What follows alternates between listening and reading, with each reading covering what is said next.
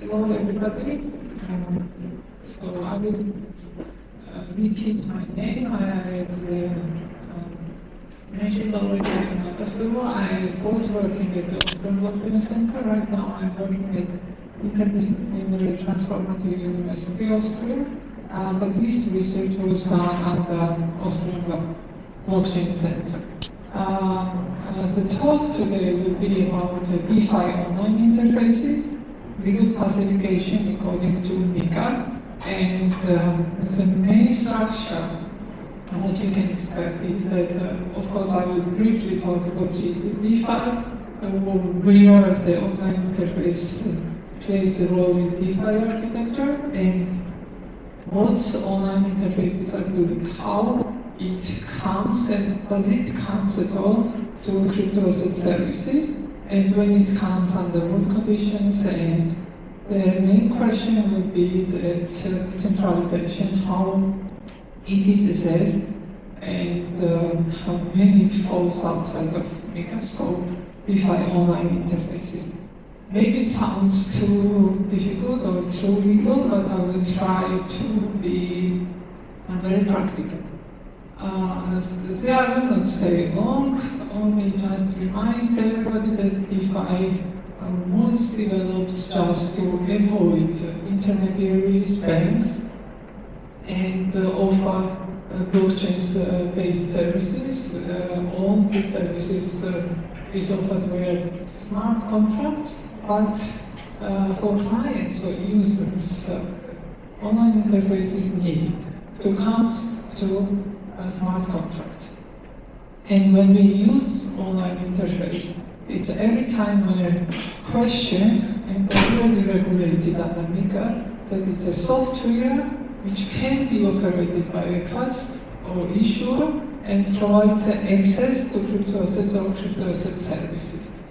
Does the online interface itself do a service? When it brings us to, for example, to Uniswap, when we swap, is this bringing process is a service regulated under MiCAR or not? This is a question, and for this reason, to answer this question, of course, will be important to touch the three main services already regulated by MiCAR. This is the execution of orders, reception and transmission of orders, and advice on crypto assets. Here are the main legal questions, what I already mentioned and said that will be discussed, and I will try to find the answers during this presentation, but of course these legal questions remains open.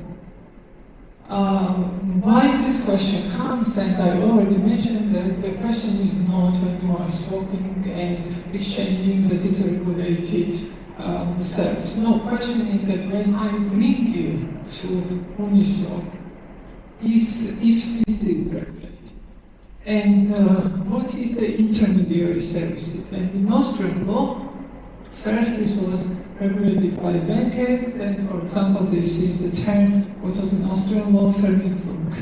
And for Vermittlung, legally defined that it must be information, advising, negotiation, and at the end contract should be concluded. And Austrian Supreme Court also said that it's an active involvement. Later, MiFID on the European Union level and MiCAR also defined it as a reception and transmission of orders. In German, it's Annahme und Übermittlung Aufträge. But the very interesting here is that MiCAR itself talks about the transmission of orders, execution of orders, but doesn't define the agreement term of the Vermittlung. But in one article, 92 article, it talks about professionally arranging or executing of services. So MiCAR also defines and says that professionally arranging is not a transmission of order, or it's not itself execution of order. And maybe now it sounds why I'm talking about it, but in real life examples, I will try to make it clear why it is so important, this distinction. exactly now here we come to talk about this execution of these orders, and legal definition is clear, and nobody doubts about this, that this is when you purchase, subscribe, and conclude agreements for clients. And also here is interesting that MiCAR take it a broader scope than it was with the MiFID. For example, MiFID was giving us the regulation that it should be done in the name of clients, and the MiCAR tells us that it should be with their own name, but on client's account. So also service provider can do it own name, but with a client account, and it still will be the execution of orders. Technical practice and how it's done on a DeFi system. Technically, how it happens that execution happens with smart contracts.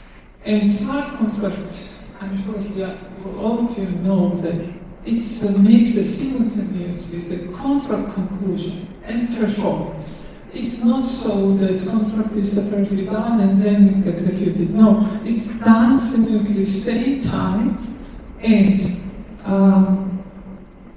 when you are accepting and giving orders, smart contract you can see from a legal perspective like you are giving power of attorney.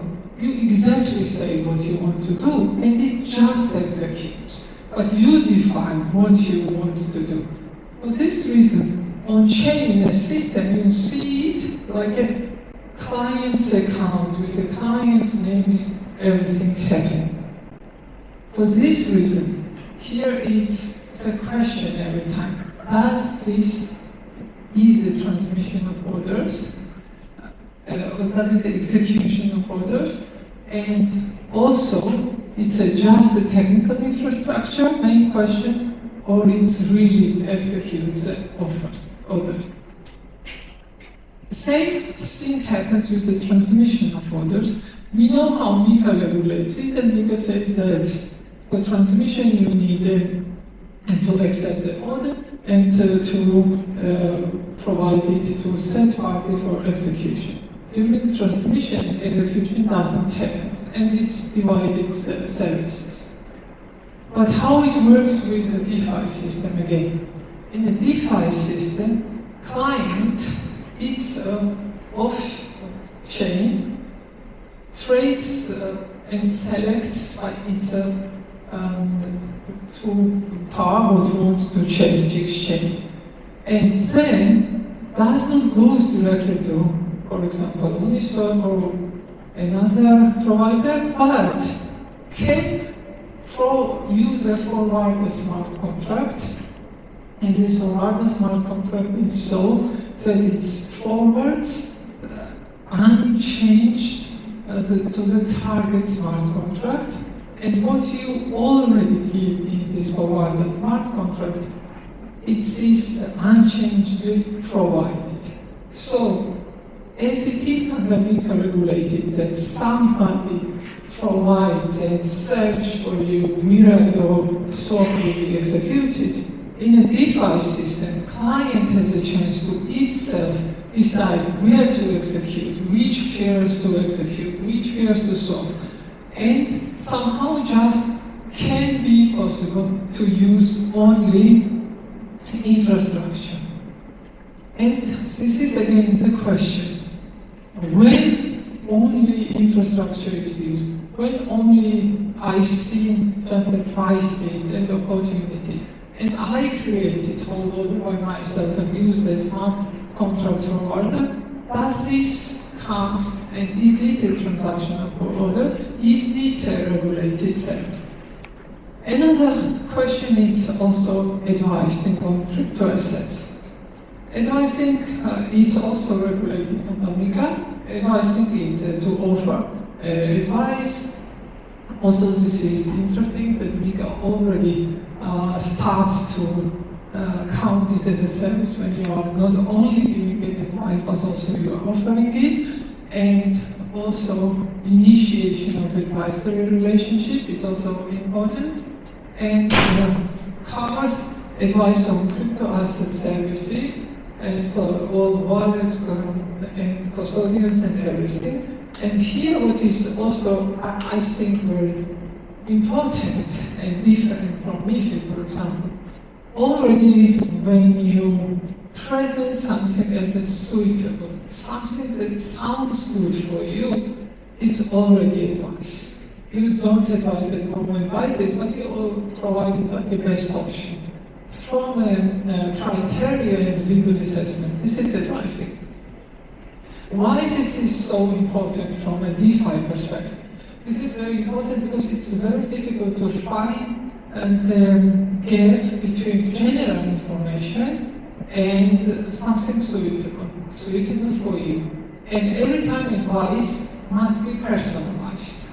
But you know that when nowadays when information is saved and blockchain will have a possibility to see your previous purchases and takes this into consideration, it will be every time sounds personalized. So here is also the line divide very difficult. But still, there is a regulation. MiCAR itself tells us that when the whole system is decentralized, then it falls outside of MiCAR, so it doesn't fall in MiCAR regulation. And one of the key criteria for this is that we say, MiCAR says though, that first of all for regulations you need a legal entity who provides the services, also who is behind online interface. And MiCAR also says that when there is no legal service, and what happens? There is no regulation? No, it's not so simple answer. Here I don't know behind this thematic that DeFi was done to avoid these banks and so on, and why regulatory is trying to search somebody behind the services. Yes, regulators are trying to search somebody who is behind the services, but here what is the regulatory approach? Regulator says that for me answer that there is no legal person is not enough. I will check and assess the services what you are providing, if it's really provided decentralized way. And they are checking not only that there is no legal person, but they are checking how is provided settlement layer. Are the blockchain protocols and consensus rules so widely spread that the decisions are really decentralized? Also, these smart contracts, we all know that smart contracts needs to be renewed. How this renewation happens? Maybe there is a chance that some group controls it. Also, aggregation layer. Of course, when it's custodial services, it's immediately regulated. And governance structure. DAO is a possibility, but when it's controlled under one group, a very small group, it means that they are governing this financial system, DeFi, and for this reason it will not be decentralized. So it's not so easy to say with one word that some project is completely decentralized, needs case-by-case analysis, but main takeaway can be that it's not enough to lack a legal person, need every time layer analysis, and also very important it is to know that when it's a fully decentralized, it's outside of MiCAR. Also, as I said, the online interfaces are regulatory access points for DeFi, and to say that if this service is a MiCAR service, we need to assess the degree of intermediation, type of service, and of course again, level of decentralization. This is mostly what I wanted to tell you and talk about. I can also answer your questions, we can talk later also, and I don't know if I have a chance to take down questions. organizers to tell me, but yes, that's it. Thank you.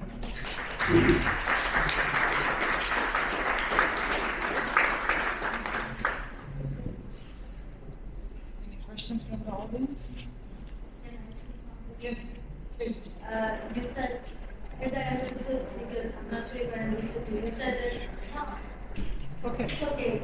You said that it's not good to give advices on digital assets, but at the same time people just write one word, oh, this is not financial advice, but they still rob people. So where is the level of MiCAR there? Just because you wrote down there is not financial advice, but 100K people are seeing you tweet.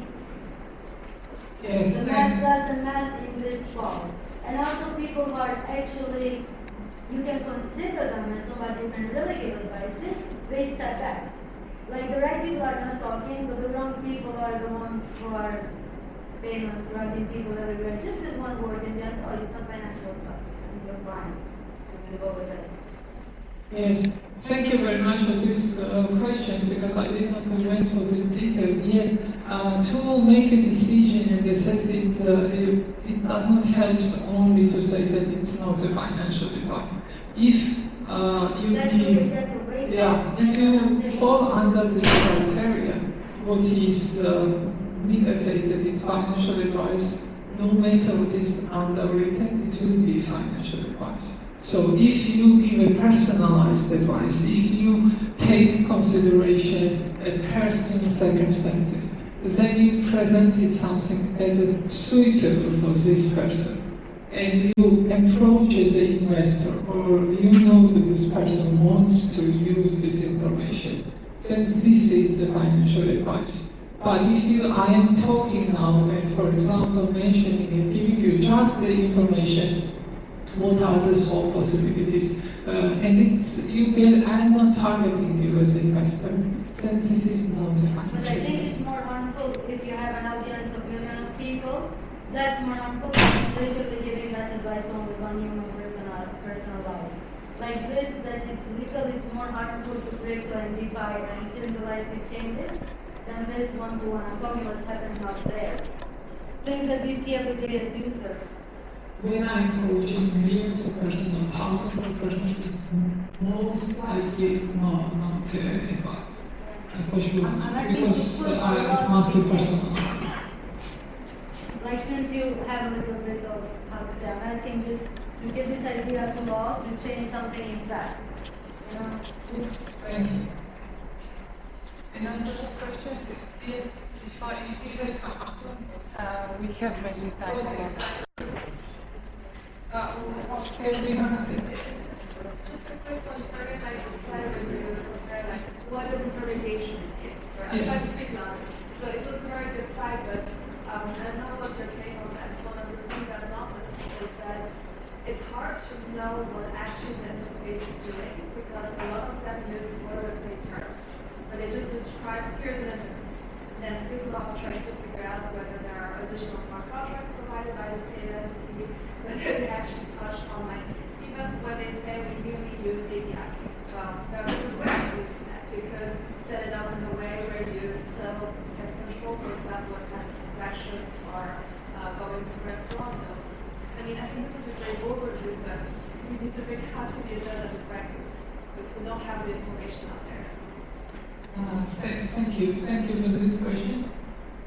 I was thinking that I covered how some practical examples you can find who is doing intermediary services that who not. It's not so easy because we have to have millions of examples. But here, what is very important and what I think that it's we have to differentiate between each other. When you are professionally arranging or you are executing. MiCAR itself does not define later stages what is the professionally arranging, but in Article 92 it gives us this definition. So somehow we know that this ferment, this is real intermediary, is something more than just showing you the options. Intermediary means that I am really bringing you where you will make it in the contract. And even between us, that I am intermediary, you should be a legal contract. So this is, from my perspective, the answer. And to assess every time. Just my next question is also when I made wallet, we have the seed phrases. Because the seed phrases are directly produced on the device. But what is when the customer, I'm showing how he has to, when he does it, the seed phrases is what it's called, and the Austrian law, as you can see here, I'm giving him some information how to do it. When I'm an advisor, I have to show what it is, when he does it. What is it? I think we have to divide several answers from the first several questions because my question is because here information, advising, and you're showing. But what is because most of the clients are doing, oh, I have to take a screenshot and somebody sent me this stuff. okay, yeah, we still have to divide this into questions. The hacking is a different kind of problem, is a different kind of legal answer, but when you are targeting the client and giving the advice, this is already a contract. If it later makes this final decision and solves it, it's a different legal question, but that you already intermediate with client and you should have some contract there. So it's a divide of contracts. Later we can talk and agree with. So Thank you, Nata.